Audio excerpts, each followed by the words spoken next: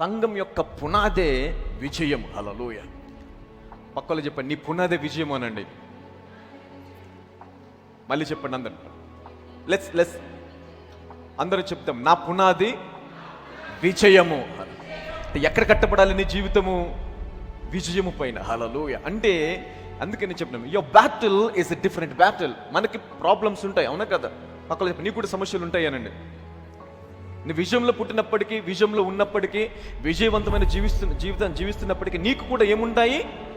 So even you have problems. కానీ నీ సమస్యలు ఎలాంటివి?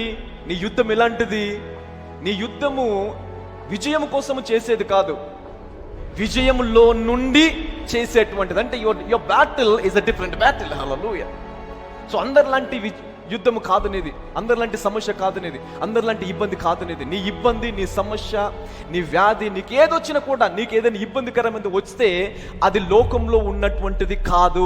హల్లెలూయా. నువ్వు దాన్ని జయించిన తర్వాత దేవుడు దాన్ని జీవితంలోకి విడుదల చేశాడు. ఎందుకంటే దాని ద్వారా దేవుడు మహిమపరచబోతున్నాడు. హల్లెలూయా. God wants to release his glory. Hallelujah. All right? Okay. So దేనిపైన విజయం పొందుకున్నాము? ఫస్ట్ దేనిపైన? మొదటిగా దేవుడు దేనిపైన విజయం ఇచ్చాడు? ఓ మరణమా నీ ముల్లెక్కడా? ఓ మరణమా నీ విజయం ఎక్కడ? విజయము నందు మరణము.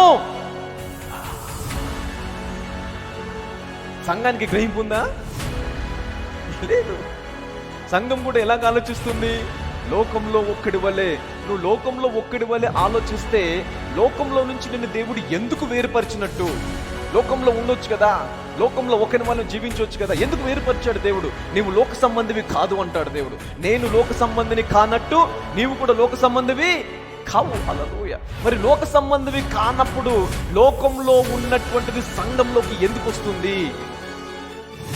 లోకంలో పనిచేసేది సంఘంలో ఎందుకు పనిచేస్తుంది అంటే, సంఘానికి ప్రత్యక్షత జ్ఞానం అనేది ఏమైపోయింది?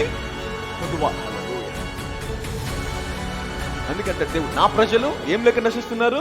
డబ్బు లేకనా? ఉద్యోగం లేకనా? ఏం లేక?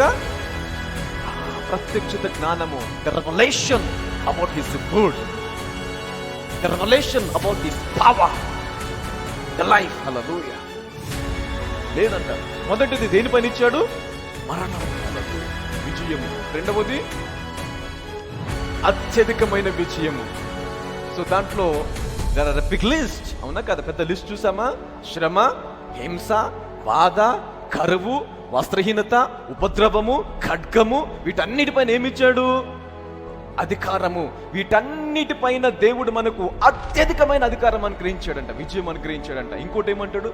మరము పైన, జీవం పైన, అధికారులు, ప్రధానులు, ఇంకా ఉన్నవి, రాబోవునవి, సృష్టించబడినది మరి ఏదైనా సరే, వీటన్నిటిపైన దేవుడు సంఘానికి అత్యధికమైన విజయం అనుగ్రహించేశాడు. హల్లెలూయా. గట్టిగా చెప్పలు కొడదాం దేవుడు. You see that you are more than a victory, victorious. Hallelujah.